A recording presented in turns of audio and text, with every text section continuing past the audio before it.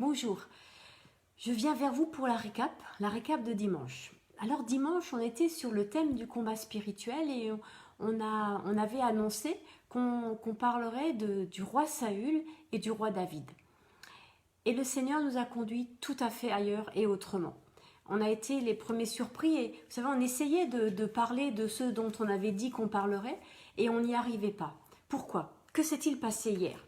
Eh bien, il se trouve qu'avant-hier, en allant me promener, comment je vais dire, j'ai eu une vision, c'est trop fort. Vous savez, une sorte d'image. Et je voyais une espèce de grande forme, vaguement un corps, et je savais que c'était le Seigneur, le Père. Et je voyais une lumière intense avec une espèce de forme à peine plus petite, et je voyais le Fils, et j'ai vu l'Esprit, qui était à la fois mouvement et couleur, les couleurs de l'arc-en-ciel et tout ce signe de l'alliance. Et je voyais qu'il y avait dans cette forme en trois parties qui se voyaient. Et j'étais là, Seigneur, c'est toi. Et le Seigneur me disait, oui, c'est moi. Et il faut que je veux te faire vivre, pas te révéler, mais te faire vivre ma présence, qui je suis. Vous savez, c'est pas juste avoir une révélation comme quelque chose qui serait extérieur ou qui viendrait sur moi. Mais le Seigneur me disait, mais je veux que ça rentre en toi et que tu te laisses habiter par ma présence pleinement. Vous voyez l'idée de dire, Seigneur, mais que je sois, comme dirait Paul, un sacrifice vivant et que ma maison, ma vie, mon cœur soit le lieu où tu puisses demeurer. Vous voyez, on le retrouve chez David qui veut construire une maison à l'Éternel et l'Éternel lui dit, mais c'est moi qui vais te construire une maison. Et on le voit dans le psaume 23, et j'habiterai dans la maison de l'Éternel jusqu'à la fin de mes jours. Et toute cette question de l'intimité au fond. Et je me disais, Seigneur, oui, c'est ce que mon cœur désire. Que cette révélation de ta présence soit plus quelque chose d'extérieur, mais quelque chose d'intérieur. Vous voyez que... Enfin, je ne sais pas comment le dire. Voilà, j'étais là avec ces pensées, dire Seigneur.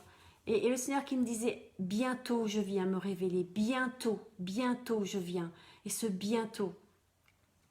Et alors que je partageais un peu tout ça avec le reste de l'équipe et les gens, j'ai, comment dire, les uns et les autres, quoi, ont partagé.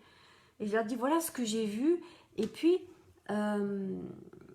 l'autre chose, dans cette parole du Seigneur, dit, je viens bientôt, il y avait, prépare-toi.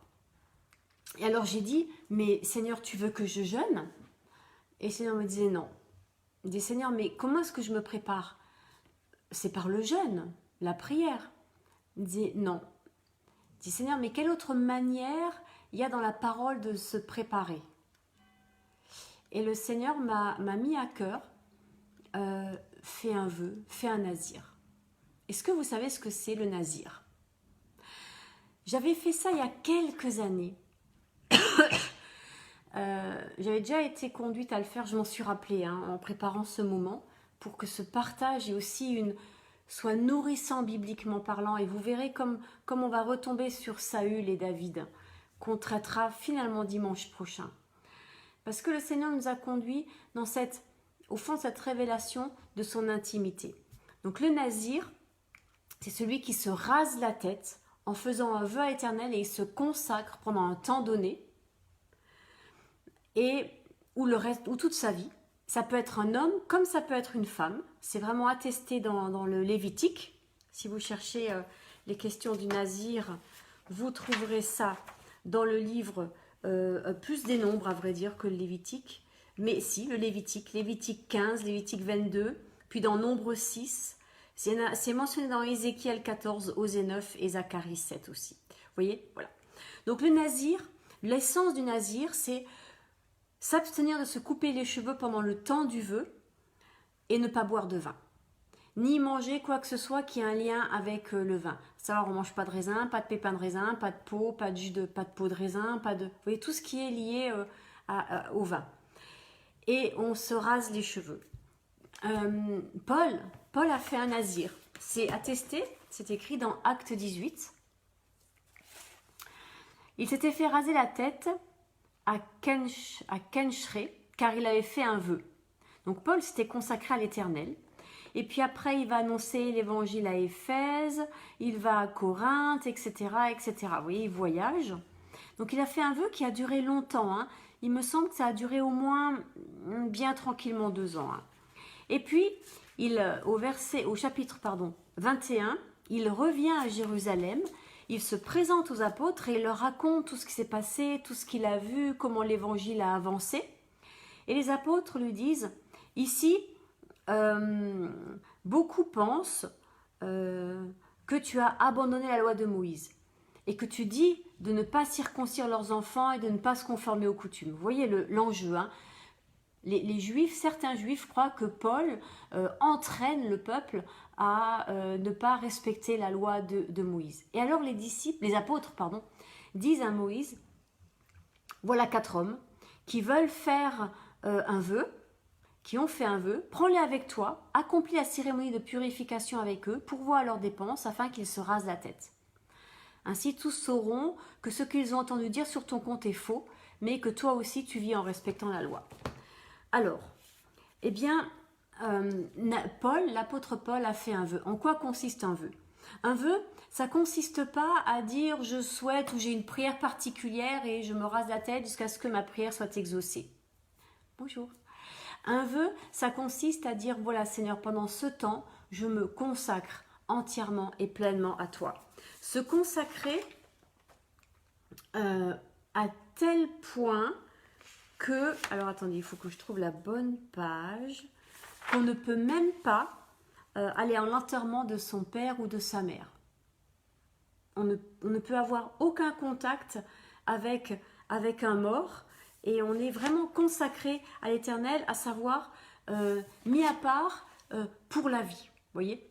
Cela dit, la loi de Dieu dit si jamais un parent devait mourir, un père ou une mère, on interrompt le vœu, on fait la cérémonie qu'il faut et après on reprend, on recommence un vœu. Comment commence et comment finit un vœu? J'allais dire un peu de la même manière que d'habitude.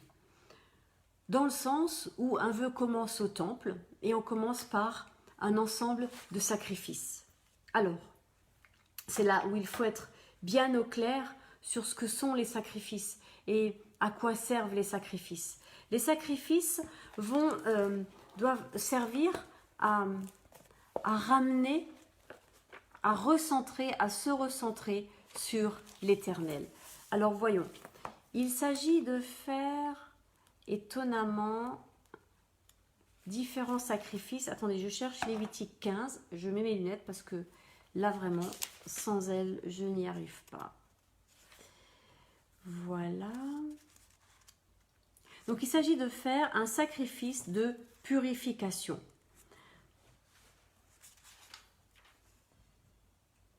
Voilà. Pourquoi? Eh bien, ce sacrifice-là s'appelle le hatat et il concerne le passage. Le passage d'un état à un autre. On passe de l'état de profane, finalement, de kidam, de monsieur tout le monde, à l'état de consacré à l'Éternel, à l'état où on appartient pleinement à l'Éternel. Et de la même manière, comment est-ce qu'on sort d'un nazir? Eh bien, on sort d'un nazir par un sacrifice. Et en l'occurrence, on sort d'un nazir par 3 sacrifices. À savoir, il faut un sacrifice, encore une fois, de purification, un holocauste. Alors d'abord un holocauste, une oblation et un sacrifice de purification. L'holocauste, c'est tout ce qu'on a, je te le donne, Éternel. Vous voyez, c'est de remettre les choses en perspective et quelque part les choses à leur place. Seigneur, tout appartient. L'oblation, c'est un sacrifice c'est du pain. Voilà, c'est offrir du pain sans levain. Le pain doit toujours être sans levain. Une libation, c'est quand on offre du vin. Et puis, le troisième sacrifice qu'on offre, et c'est là où vous allez me dire, mais quel sens ça a, puisque la personne vient de se consacrer minimum 3 mois et maximum toute sa vie à l'Éternel, faire un sacrifice pour le pardon des péchés, pour ce mot hébreu, le ratat. Eh bien, c'est quoi le ratat? C'est le sacrifice le plus important qu'on fait après une guérison de la lèpre, après une maladie sexuelle, après l'accouchement. Alors, on n'a pas commis de péché quand on a accouché. Vous voyez l'idée? C'est très bizarre ce sacrifice. On le fait pour la consécration des prêtres, on le fait pour la consécration de l'autel, on le fait pour un nazir qui sort du naziréat. Et ça, c'est des choses importantes parce que tout d'un coup, ça colore ce sacrifice autrement. D'abord, c'est pas un sacrifice qui va être signifiant, voilà, pour Dieu. C'est un sacrifice qui est signifiant pour la personne qui le fait, dans le sens, ça signifie que l'on passe d'un état à un autre. De la même manière qu'on rentre dans le nazir, de la même manière qu'on rentre dans Shabbat, eh bien on sort du nazir et on sort de Shabbat. Et une des choses qu'on fait quand on sort du nazir, c'est qu'on se met à reboire du vin. Vous voyez, pour marquer un temps différent. De la même manière que Shabbat est un temps différent dans la semaine. Et il y a donc ce naziréat qu'on appelle votif, dans le sens de la vocation, de la consécration à Dieu. Et on fait voilà, cette consécration à l'Éternel. Et là, j'ai retrouvé mon papier. Donc voilà. Donc pendant tout le temps du vœu, on ne laisse pas passer le rasoir sur sa tête jusqu'à ce que le temps du vœu soit achevé. On est consacré au Seigneur, on est saint, on laisse croître ses cheveux. C'est vraiment le signe du naziréat. Et puis, s'il se rend auprès d'un mort, eh bien, il sort de cet état de nazir. Et puis, il doit donc faire un sacrifice de paix. C'est-à-dire remettre au fond un sacrifice. C'est quoi le sacrifice de paix? C'est ce sacrifice qu'on partage avec l'Éternel en quelque sorte, où le Seigneur mange la graisse, et puis il n'y a pas que la graisse, hein. Attendez, il y a la graisse, le lobe, attendez, il faut que je le retrouve, parce que j'ai un petit trou, bougez pas, les rognons, le lobe, et le lobe de quoi déjà? Attendez. Je l'ai écrit, je l'ai fait hier soir, et puis vous voyez, ça m'échappe parce que, voilà. La graisse, les rognons et le lobe du foie. Donc il y a une part pour l'Éternel, c'est bien spécifique, hein, et il y a une part pour la personne. Il y a une part pour le grand prêtre, qui est la poitrine, et il y a une part pour le sacrifiant, qui est l'épaule droite. Et tout le reste, ça appartient à celui qui amène le sacrifice et à sa famille. Vous voyez, c'est bien. Donc il y en a pour chacun finalement, hein. Ça relève du partage. Donc, quand on est obligé de rompre son nazir, eh ben voilà, cas de force majeure. Et après, on peut le reprendre en s'étant reconsacré à l'Éternel. Vous voyez, donc c'est pas comme si c'est pas inhumain. Dans le sens où si ma mère meurt, eh ben voilà, je fais ce qu'il faut faire. Et après, je refais, je re-rentre, c'est pas du bon français, mais je re-rentre dans mon nazir. Vous voyez un peu l'idée? Voilà. Donc, c'est une période pour laquelle on est voué, on est consacré à Dieu. Ce qui est intéressant, c'est avec le nazir, déjà que ça sonne un peu nazir, nazaréen, et on a appelé Jésus le nazir, celui qui avait fait un vœu. La Bible ne dit pas du tout que Jésus a fait un vœu. Par contre, on a cette tradition, j'allais dire entre guillemets entêtante, qui dessine Jésus avec les cheveux longs ou mi-longs, qui sont le signe du nazir. C'est le signe distinctif. Par contre, Jésus buvait du vin. Vous voyez, donc il y a là quelque chose on ne peut pas vraiment dire. Mais c'est intéressant de se dire, est-ce qu'il l'a été ou il ne l'était pas? Alors, ses cheveux, si la tradition est vraie, bah, oui. Par contre, il buvait du vin. Là où Jean-Baptiste n'en buvait pas. Donc Jean-Baptiste était plutôt un nazir. Jésus, ou alors l'histoire, la tradition le dessine aux cheveux longs et puis c'est symbolique. Et puis il les avait pas longs en réalité. Ou alors il a vécu un nazir différent, mais non, la loi pour le nazir c'est celle-là. Vous voyez, on peut pas toujours être sûr. En tout cas, Jean-Baptiste, ça c'était assez clair. Donc, le nazir est cet homme ou cette femme qui s'est consacré pour un temps à l'Éternel ou pour toute sa vie. Ok. laisse pousser les cheveux, ne bois pas de vin. D'accord. Ce qui est intéressant, et que je ne savais pas dans le mot nazir, c'est que il y a au participe, à la forme substantive, la racine est de Nazar et Nézer. Elle apparaît 24 fois dans la Bible hébraïque, dont 12 fois dans le livre des Nombres et particulièrement dans le chapitre 6. Donc Nézer a aussi ce sens de séparation, d'abstinence et de consécration. Mais ce qui est absolument interpellant, c'est que ce mot revient ailleurs dans la Bible, dans le psaume 132, au verset 18, et voilà. Je donnerai la honte pour vêtement à ses ennemis, tandis que sur son front brillera sa couronne. Et le mot utilisé est Nézer. Nézer peut aussi être une couronne. Et ça, c'est intéressant, parce que ça renvoie encore une fois à Paul. Et Paul qui a beaucoup utilisé l'image de la couronne, de l'idée que, au fond, la vie chrétienne est une course, et que c'est un entraînement, et qu'il faut persévérer. Vous voyez, toutes ces images qu'utilise Paul, là, quelque part, elles reviennent par l'idée de la couronne, parce que le sportif s'astreint, fait des efforts, pourquoi? Pour gagner le prix.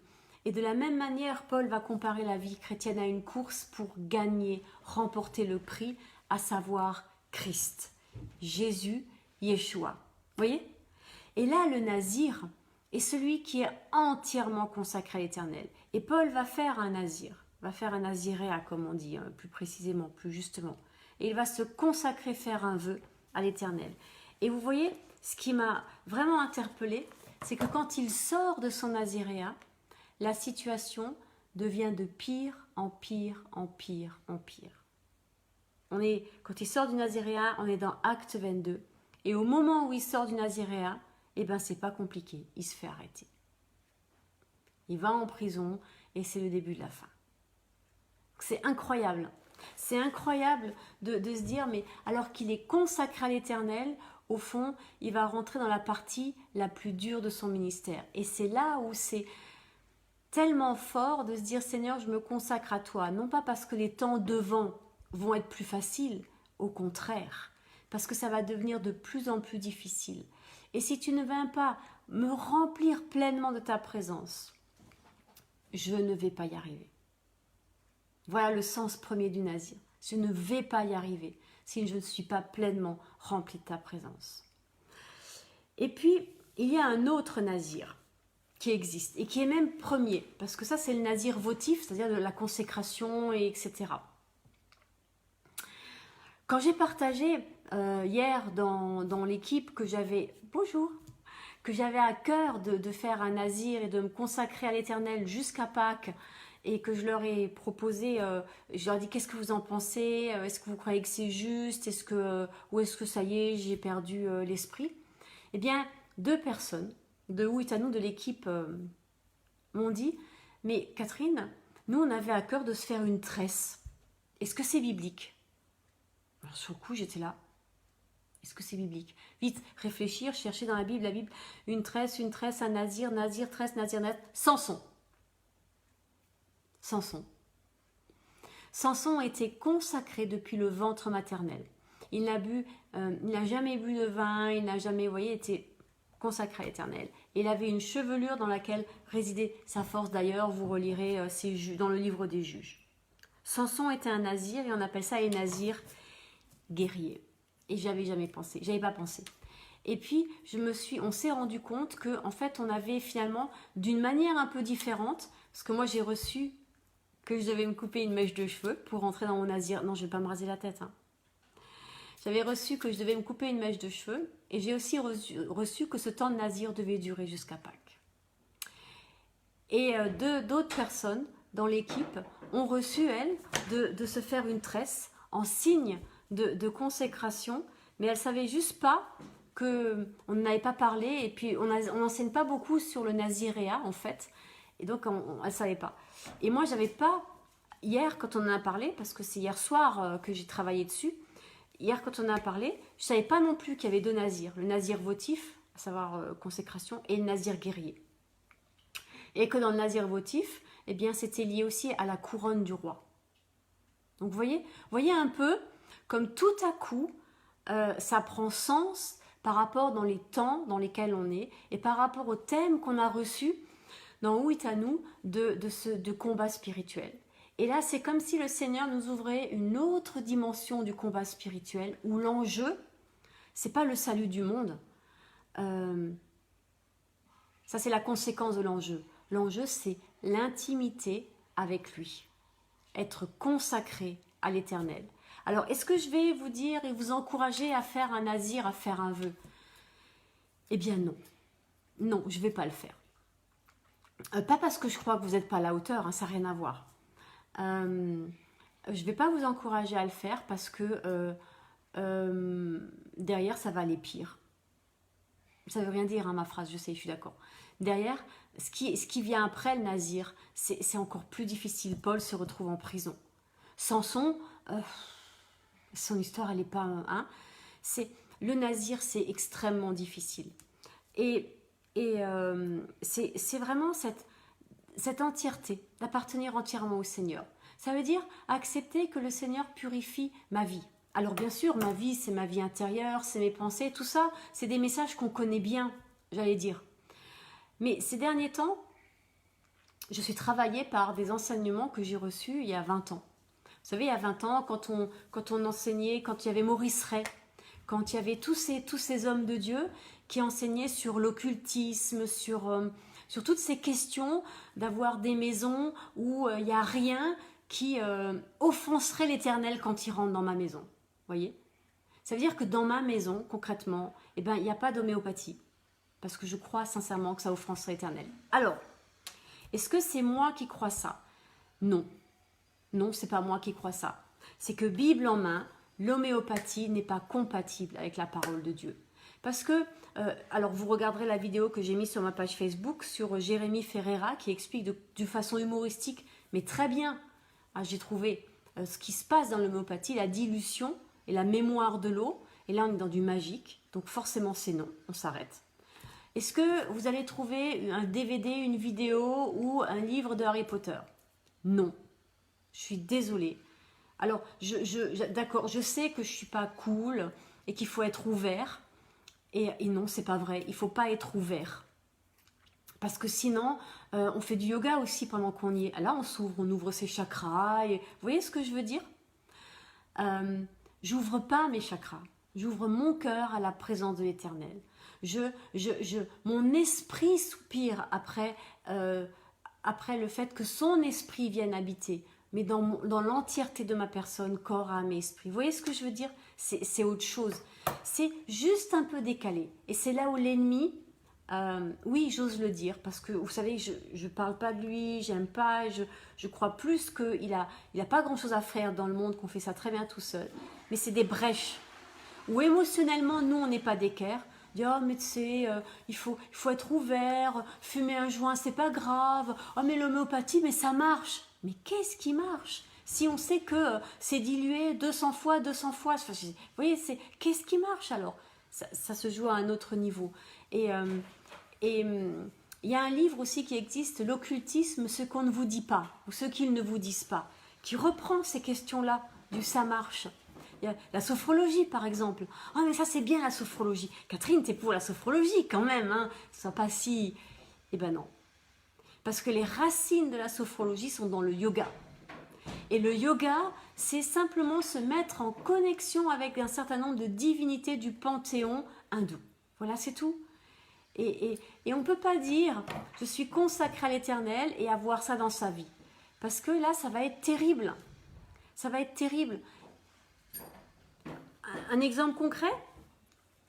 Eh bien, c'est pas très compliqué. Les fils d'Aaron,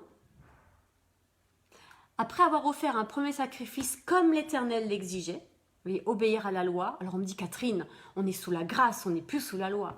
Mais Jésus a accompli toute la loi. Jésus a fait tous les Shabbatot. Jésus a jamais mangé autre chose que kasher. Jésus, quand on lui a dit qu'il fallait payer pour entrer au temple, il l'a fait. Vous voyez ce que je veux dire? Jésus, il a redonner son sens à la loi, sa profondeur, sa dimension, j'allais dire sa divinité, dans le sens de ce que la loi a de beau, en disant mais à Shabbat, bien sûr que tu vas sauver ton âme, bien sûr que tu guéris quelqu'un, parce que c'est glorifier l'Éternel, c'est pas un travail. Vous voyez, Jésus remet les choses d'équerre. Au fond, Jésus, il arrive à un moment où le judaïsme a besoin d'une réforme. Jésus arrive à un moment où le judaïsme a besoin de retrouver du cœur, de retrouver le Père. Et nous, on est dans la même situation. Et gloire à Dieu. Dans les années 80, il y a eu cette bénédiction du Père, où le Seigneur nous a redit « Je suis votre Père ». Il faut le vivre. Il faut le vivre aujourd'hui. Voyez, il faut que cette bénédiction du Père, elle descende en nous et qu'on puisse la partager, la donner et aimer au nom du Père. Voyez. Donc, j'essaie de revenir au point de départ, mais je me suis un peu perdue dans mon histoire. Donc le nazir, oui, j'ai pas envie de vous le conseiller pour ces raisons-là, parce que c'est une consécration extrême. Voilà, j'allais dire extrême. C'est de l'extrémisme. Les prophètes sont des extrémistes. Ils sont entièrement habités par Dieu. Et à la fin de leur vie, ils arrivent à dire « je suis vide ». Parce qu'ils en veulent plus. Et j'ai envie de dire, c'est un temps dans lequel on est, où on en est là. Hein. Beaucoup de nous qui sommes croyants, qui connaissons la parole, qui avons parfois souvent même vécu la bénédiction du Père, eh bien on se rend compte qu'on a envie de plus de sa présence. Et c'est l'image que j'ai reçue de cet immense personnage qui était le Père et dans lequel se mouvaient le Fils et l'Esprit, et il y avait de la couleur, et il y avait de la vie, et de dire je veux non pas te le révéler de manière extérieure comme une spectatrice, mais que tu le reçoives dans ta vie. Et je crois que c'est ce temps pour ça, dans les mois qui viennent, ce temps de cette consécration-là, de cette dimension-là.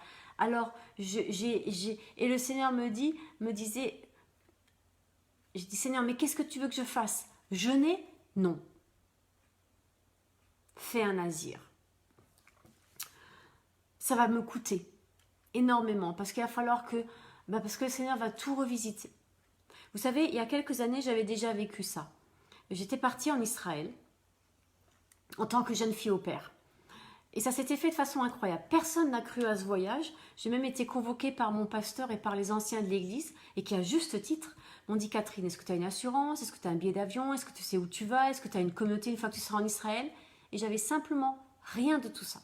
Et ils m'ont dit « Catherine, là, concrètement, c'est pas de Dieu. » Moi, j'avais déjà donné ma démission à mon travail, je gardais des enfants, j'étais jeune fille, pas jeune fille au père, mais nounou.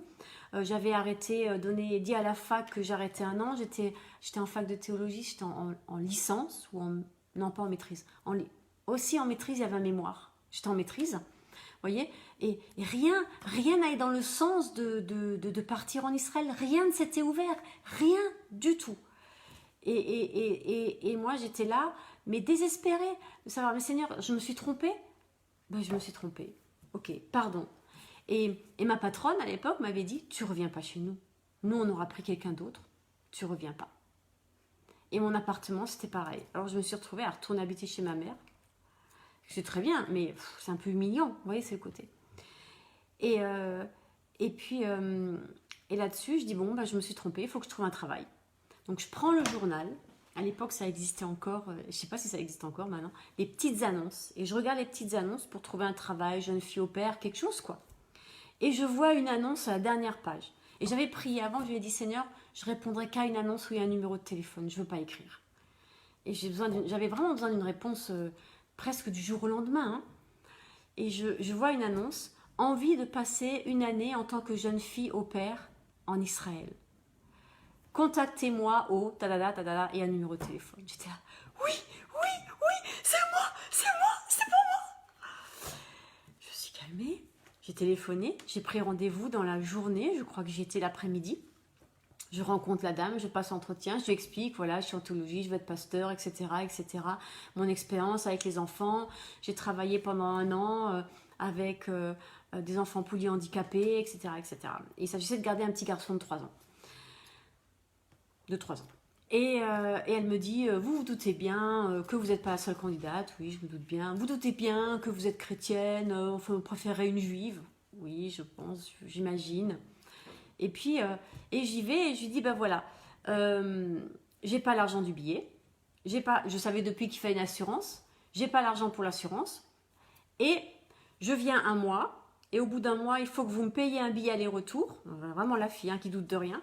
Il faut que vous me payiez un billet aller-retour pour que je puisse rentrer en France, passer mon rattrapage, parce que j'avais raté deux modules en fac en maîtrise de Théo, qu'il fallait que je repasse en septembre. Et je reviens après. Elle me regarde, elle me dit, vous êtes sérieuse? Elle dit, là, on a juste l'impression que vous voulez vous faire payer un mois de vacances aux frais de la princesse. Je dis, non, non, je vous assure, je reviendrai, vous avez ma parole. Mais voilà, voilà ce dont j'ai... Le lendemain, elle m'appelle, elle me dit, faites votre valise, vous partez. Et je suis partie en Israël. Vous voyez?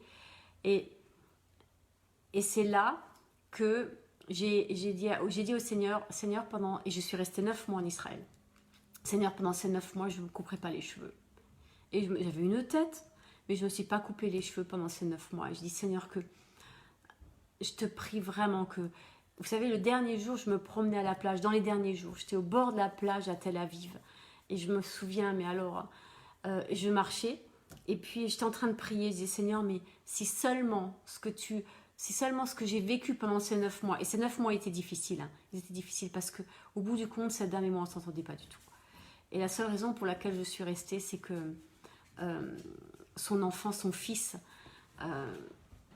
non, c'est pas qu'il m'aimait beaucoup, c'est que il s'était passé quelque chose. Voilà. J'étais là pour lui, quoi.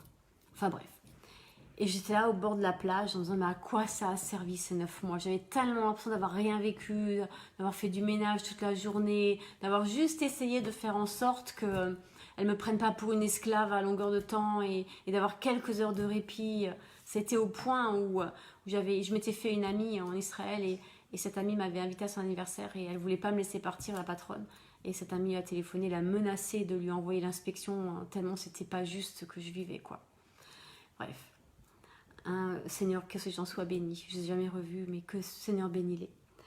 Et puis, donc ce jour à la plage, je me promène et je dis, Seigneur, mais ça a servi à quoi ce temps? Je dis, qu'au moins, tu es fait dans ma vie, sur mon cœur, ce que fait le sel et la mer sur les coquillages, et ça les rend blancs et lisses. Et à ce moment, il y a un gars qui passe, vous savez, la plage, hein, donc il est quelle heure, beauté, un truc comme ça, quoi. Et puis, j'ai pas envie de répondre, j'étais pas bien, un peu en train de prier, de pleurer aussi devant le Seigneur en disant, mais Seigneur, mais qu'est-ce que j'ai fait? Qu'est-ce que j'ai fait? Et puis, et je me baisse. Pour pas lui répondre, je me baisse et je ramasse un coquillage. Vous savez, un truc. Et je regarde le coquillage, il était parfaitement blanc et complètement lisse. Je l'ai gardé, je l'ai encore. Et je dis, waouh, Seigneur, mais je vais faire un trou dedans et je vais le porter en collier pour me rappeler ce moment-là. Et je vais pour le laver et le trou était déjà fait. Et voilà. Après, je suis rentrée en France et tout s'est mal passé. Et je suis reconnaissante aujourd'hui au Seigneur de ce qu'il m'ait redemandé de faire un nazir parce que c'était la seule fois où j'ai fait un nazir qui a duré 9 mois donc. Et j'avais jamais refait après depuis. Et je me dis, Seigneur, mais j'aimerais tellement pas échouer derrière. Vous voyez ce que je veux dire? Juste vraiment que ce soit pour de vrai. Juste que cette deuxième chance que tu me donnes au fond, je puisse la saisir pleinement, de te laisser agir jusqu'au plus profond de moi et dans les deux dimensions de ce que je viens de découvrir, parce qu'à l'époque, j'avais pas du tout tilté sur... Ou alors je l'ai oublié depuis, parce que je vous dis, ça fait plus de 20 ans maintenant, ou 20 ans. J'ai peut-être oublié. J'avais bien reçu la consécration il y a 20 ans. Mais là, grâce à Outano hier, j'ai vraiment pu connecter les deux. La consécration et le combat. Et d'entendre dans l'histoire de Samson, où il ne combat pas de la bonne manière, où Samson ne combat pas de la bonne manière. Dire Seigneur, donne-nous de combattre de la bonne manière. Et je me dis, mais ça a tellement de sens que tu nous appelles, qu'il y a quelques semaines maintenant, j'ai eu à cœur de faire ces enseignements sur le combat spirituel. Et ça a tellement de sens qu'hier, on n'ait pas pu parler de Saül et de David. Parce qu'avec eux, on est dans le combat. Mais quel combat? Vous voyez? Et je me disais, Seigneur, mais je ne comprends pas pourquoi hier, on n'arrivait pas à parler de Saül et de David. Et quand j'ai travaillé hier soir cette histoire du Nazir, je me suis dit, mais c'est évident. Il fallait d'abord que je puisse partager ce que tu me montres sur le Naziréat pour ensuite parler de Saül et de David. Et de voir qu'il y a quelque chose à comprendre entre Saül et David qui relève de la consécration. Et ça n'a rien à voir avec la quantité d'huile ou la taille de la fiole, ou est-ce que c'est une fiole ou est-ce que c'est une corne. Ça ne se joue pas sur ça. Le Naziréat se joue sur l'obéissance à l'Éternel. Et qu'est-ce qui va différencier Saül de David? C'est l'obéissance à l'Éternel. Qu'est-ce qui va différencier Saül de David? C'est que Saül mène ses propres guerres comme si elles étaient les guerres de l'Éternel. Et que Saül prend la place de l'Éternel, prend la place du prophète en offrant le sacrifice. Et vous verrez que le texte qu'on a choisi, c'est le texte qu'on a eu à cœur de vous proposer. C'est le texte où Saül fait le sacrifice et où David fait un sacrifice. Pourquoi l'un et pas l'autre? Et je ne répondrai pas parce que sinon, dimanche, j'ai plus rien à dire. Vous voyez? Pourquoi le sacrifice de Saül lui fait perdre la royauté et pas David?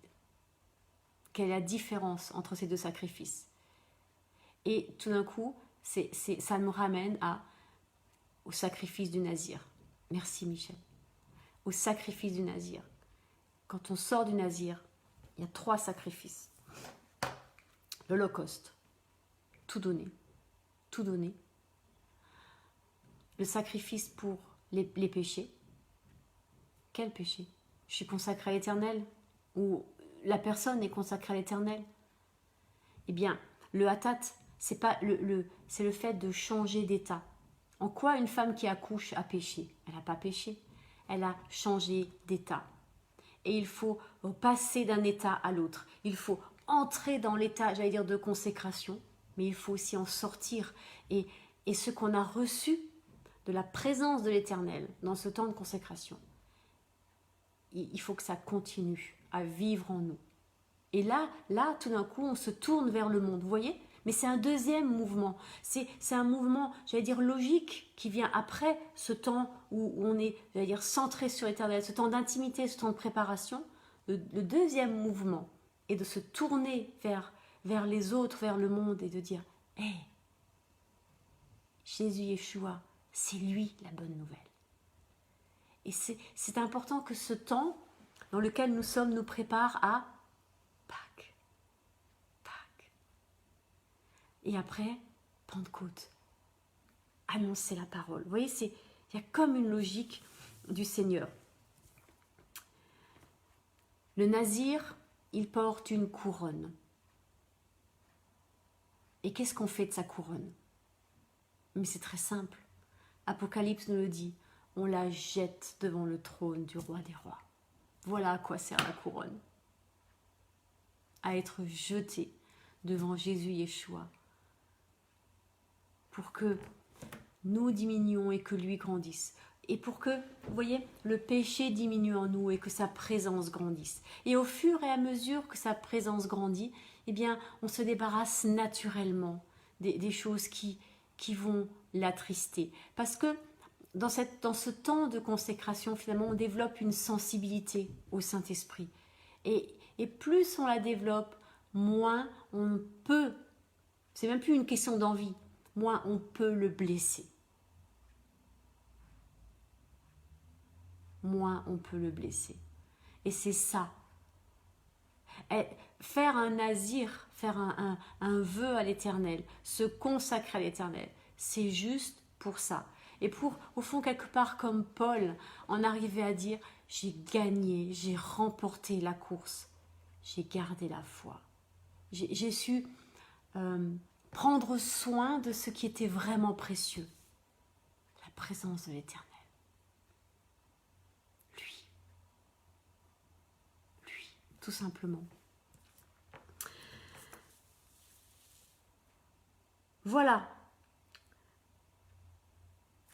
Je crois que j'ai à peu près dit tout ce que j'avais à cœur de dire. Donc, que le Seigneur nous conduise. Alors, dans ce temps où les uns et les autres, nous avons ce désir et ce cœur d'être près de lui, d'être près du bien-aimé. Alors, les uns le vivent d'une manière, les autres d'une autre, qu'importe.